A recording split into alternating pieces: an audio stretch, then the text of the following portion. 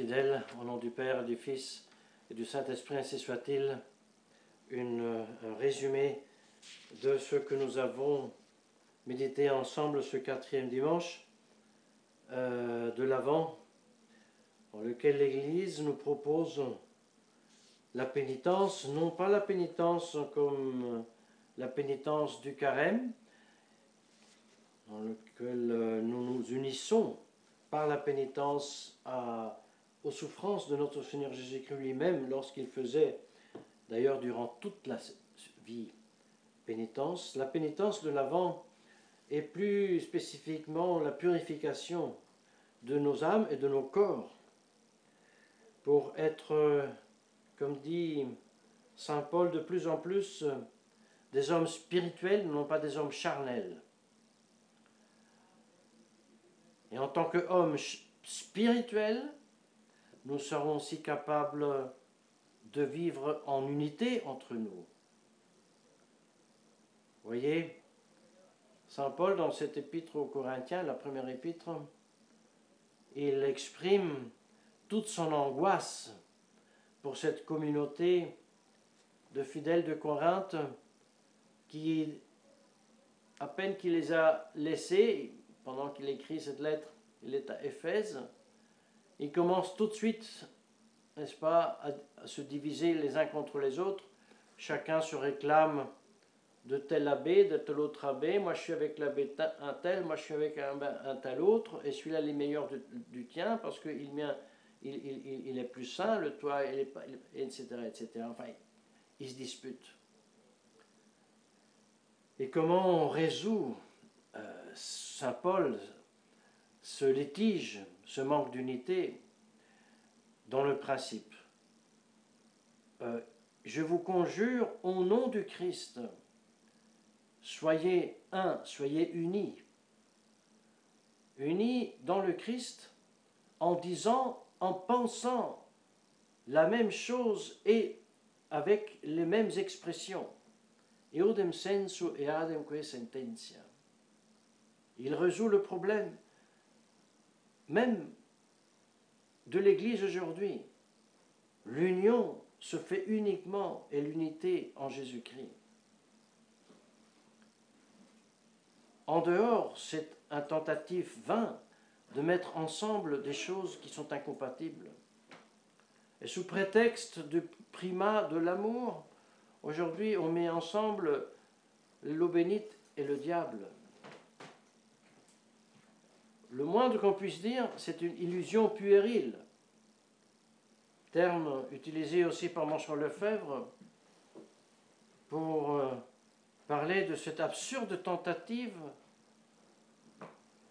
malheureusement, des membres de la fraternité elle-même, qui pensaient pouvoir se faire reconnaître catholique par une Rome qui ne l'est plus. Et pour obtenir cette acceptation, cette légitimation, on fait comme si Rome était catholique. Alors on va chez Jorge Bergoglio, on le vénère comme s'il était pape, et on fait tellement semblant qu'on dit qu'il est pape, tout en sachant qu'il ne l'est pas d'ailleurs. Non, ça c'est une illusion puérile, et l'union, n'est-ce pas, se ne fait seulement en Jésus-Christ. Et ça c'est l'angoisse de saint Paul lorsqu'il voit que ses fidèles, ne recherchant pas l'union en Jésus-Christ, qu'est-ce que ça veut dire? Ne cherchant pas de recevoir des ministres la vérité révélée et les sacrements pour nourrir en eux-mêmes la vie de la grâce, la foi, pour vaincre eux-mêmes, pour vaincre la triple concupiscence, pour devenir des hommes spirituels. Pneumatikos et non pas psychikos, ou psychikos, corporel, humain, charnel. Et oui, parce que, vous voyez, l'homme charnel, ou même le catholique charnel, oui, certainement, il est possible qu'il distingue, n'est-ce pas, les vérités des erreurs enseignées, mais il ne sera jamais capables de les vivre. Et en n'étant pas capables de les vivre, ils ne cherchent pas l'unité en Jésus-Christ, mais avec l'abbé un tel et avec un abbé tel autre, et en plus, il fera la guerre à l'abbé qui n'est pas l'abbé sien, mais l'abbé de l'autre. Et ça, vous voyez, ce comportement, même de chrétiens qui ne vivent pas de la foi et des sacrements et de la grâce divine qui reçoit des ministres, sont ce que Saint Jean appelle des races de vipères. On parle de Saint Jean, cet évangile, et Saint Grégoire Pape commente Saint Jean aujourd'hui dans le passage de l'évangile. Et il dit, Jean disait aux foules qui accouraient pour être baptisés par lui, ce baptême de pénitence, la race de vipères qui va enseigner de fuir la colère qui vous attend, c'est-à-dire la colère de dernier jugement.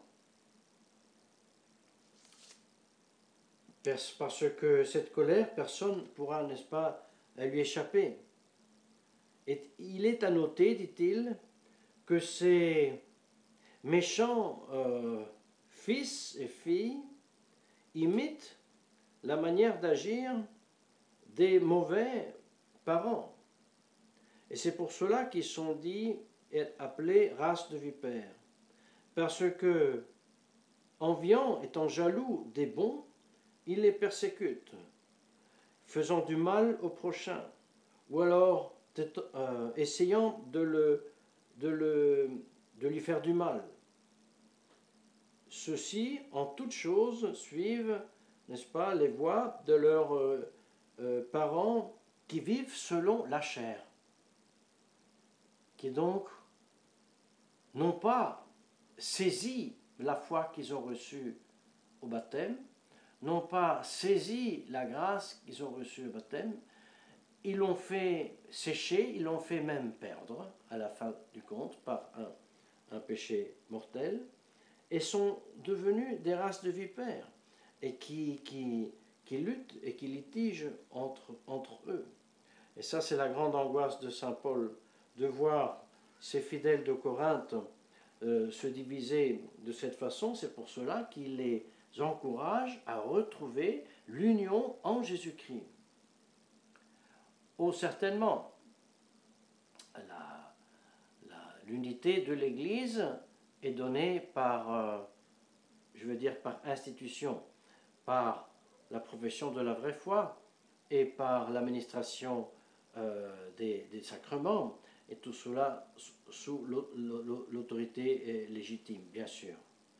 Mais puisque le principe de toute loi, et même la fin de toute loi, est la salus animarum, le salut des âmes, et c'est ce salut des âmes qui se opère par la sanctification, et la sanctification s'opère par le fait d'écouter la vérité révélée et se nourrir des sacrements pour vaincre soi-même, pour vaincre la triple concupiscence, pour vaincre la jalousie, l'ambition, l'orgueil de la vie, etc. Il est clair que cette unité n'est parfaite que lorsqu'il y a la communion des saints.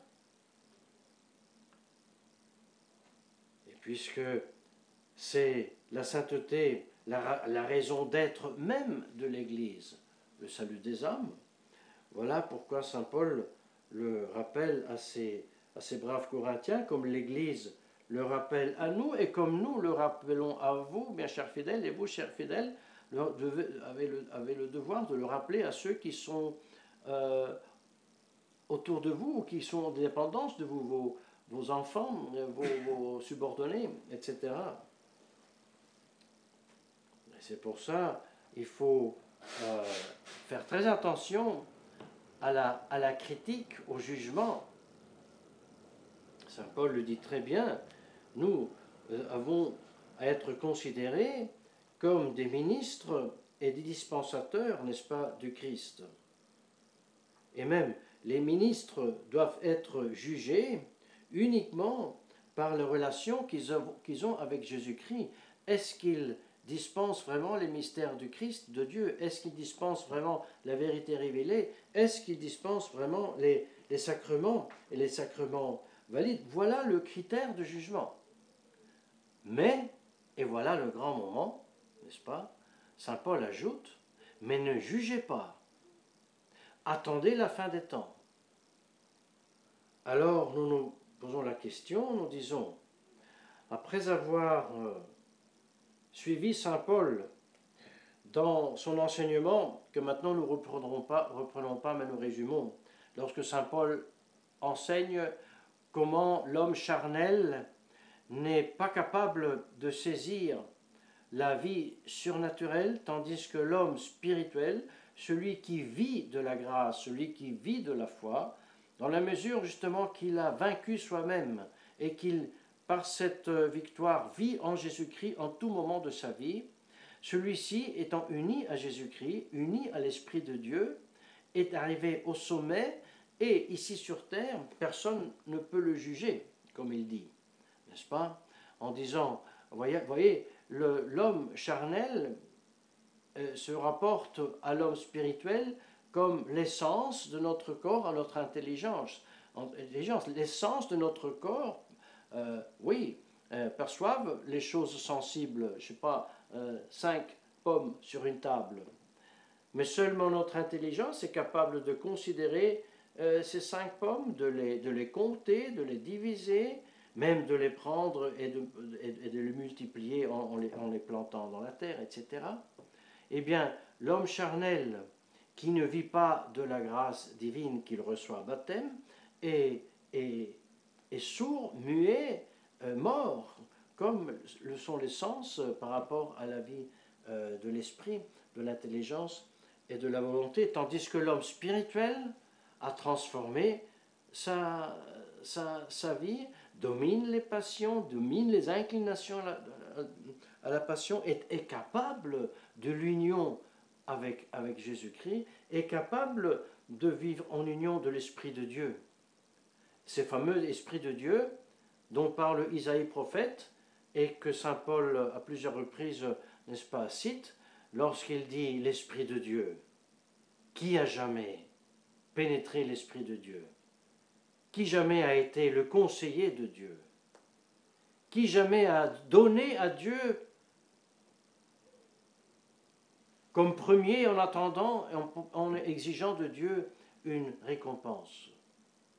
Lui qui nous a précédés en tout, et dans l'existence, et même dans la récréation de l'état de péché à l'état de sauvé que nous sommes par la substitution, n'est-ce pas, du premier Adam par le deuxième Adam, son Fils unique qu'il a envoyé nous racheter, n'est-ce pas, de l'esclavage de Satan. Donc, vivre de l'Esprit de Dieu veut dire vivre à ce suprême niveau qui fait si que personne qui n'a pas cet esprit peut nous juger. Alors il enchaîne et il dit, voilà, nous avons cet esprit, dit Saint Paul, et seulement selon notre rapport avec Jésus-Christ, nous pouvons être jugés. Et il ajoute, mais ne jugez pas. Alors une question se pose, n'est-ce pas? Une question se pose parce que là, la question se pose, mais alors, si Saint Paul me dit que je ne veux pas juger, alors je ne devrais pas juger que le Concile Vatican II n'est pas un concile de l'Église. Je ne devrais pas juger de l'invalidité de tel et tel autre sacrement par défaut de matière fort intention. Je ne devrais pas juger que Assise est un acte blasphème et idolâtre qui va contre le premier commandement, de même pour la procession avec la Pachamama au Vatican, etc. On pourrait juger oui, en fait, l'Évangile dit ne jugez pas pour ne pas être jugé. Alors l'objection est la suivante. Vous, traditionnalistes, vous dites que vous êtes infallible quand vous croyez les vérités et que par cela vous pouvez juger. Alors vous, traditionnalistes, vous errez, parce que si c'est vrai que l'Église enseigne que le simple fidèle est infallible lorsqu'il croit les vérités révélées, oui d'accord, mais cela ne vous donne pas le droit de juger. Vous devez rester, vous n'avez pas le droit de juger que Bergoglio n'est pas pape, vous n'avez pas le droit de juger que ce n'est pas un concile, vous n'avez pas le droit de juger que tel et tel autre sacrement sont invalides. Saint Paul vous le dit, ma chère fidèle. Comment répondre à cette objection qui quand même est, je peux dire, pesante, et c'est une bonne objection. Mais alors, nous pourrions répondre, mais alors, si je n'ai pas le droit de juger, n'est-ce pas, que la procession avec la Pachamama est portée, n'est-ce pas, sur les épaules des cardinaux, même encensée, si je n'ai pas le droit de juger que cela est un acte d'idolâtrie, un grave péché, mais est-ce que j'ai le droit de juger que la Sainte Messe que nous venons de célébrer est un sacrifice parfait, agréable à Dieu? Oui, ça tu peux juger, d'accord. Et pourquoi alors je ne peux pas juger que la célébration de la Pachamama est un péché contre le premier commandement? Parce que c'est Saint Paul qui le dit. Mais Saint Paul me dit que je ne dois pas juger. Alors, strictement parlant, je n'aurais même pas le droit de juger que ça, c'était un sacrifice agréable à Dieu. Où est le problème? Où est la solution? Même Saint Paul lui-même nous dit, le ministre doit être jugé selon sa fidélité par rapport au Christ, n'est-ce pas, dans la dispensation, dans la dispense des mystères de Dieu. Et il dit en même temps, selon cela il peut être jugé, mais ne jugez pas. Il ajoute, ne jugez pas, et ça m'importe très peu que vous me jugiez, ou alors un tribunal temporel me juge. Il ajoute même, moi-même je ne me juge pas. Ah, moment, alors Saint Paul nous donne lui-même la raison. Parce que dans le même temps où il dit « moi-même je ne me juge pas », il ajoute « même si ma conscience ne reproche rien ». Donc ma conscience me fait dire « j'ai fait tout ce que j'ai fait, je l'ai fait bien ». Mais dire cela, que j'ai bien fait et que je n'ai pas mal fait, n'est-ce pas cela aussi un jugement? Oh que oui! Alors quel est le jugement que Saint Paul ne me permet pas de faire? Eh bien, c'est le jugement d'autorité qui appartient à Dieu et s'y administre sur terre. Et là, c'est parfaitement vrai. Je n'ai pas le droit de me ériger moi-même en juge autoritaire, c'est-à-dire investi des autorités d'un juge qui comprennent aussi la faculté d'ordonner, de punir. Ce pouvoir, absolument, nous ne l'avons pas. Et c'est pour cela, dans ce sens-là, c'est très vrai, nous n'avons pas le droit de juger ni le concile, ni tel pape, ni tel sacrement, rien du tout. Même pas la validité de cette messe. Ce, par contre, que nous avons le devoir de juger, c'est ma conscience, mes actions et les actions que je vois autour de moi. Je dois juger ma conscience, j'ai fait bien, j'ai fait mal. Je dois juger le fait de cette messe que c'est le vrai sacrifice catholique. Le fait que telle vérité est la vérité révélée, enseignée par l'Église en tous les temps, et le fait que telle autre contre-vérité est enseignée par le Concile ne l'est pas. Donc, Saint Paul m'interdit de juger comme juge avec autorité, mais en même temps, il me ordonne de juger le fait des choses. Ce qu'on appelle un jugement de constatation. Non seulement j'ai le droit, j'ai le devoir de constater ce qui est catholique, ce qui ne l'est pas. J'ai le droit de constater où est l'Église visible, une sainte catholique apostolique. J'ai le devoir de constater que Assise est un blasphème. De même pour la procession de la Pachamama, et ainsi de suite.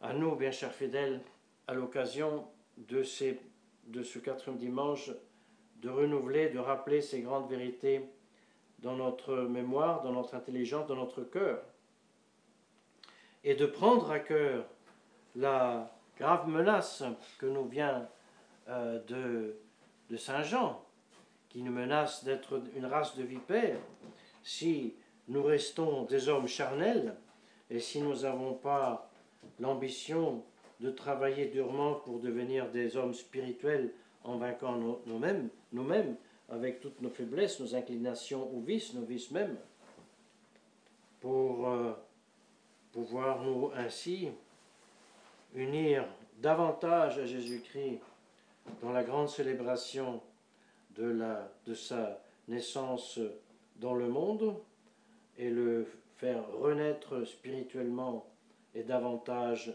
dans nos cœurs, avec la conséquence que nous serons aussi plus unis entre nous, que la très sainte Vierge Marie veuille nous concéder cette grâce au nom du Père et du Fils et du Saint-Esprit, ainsi soit.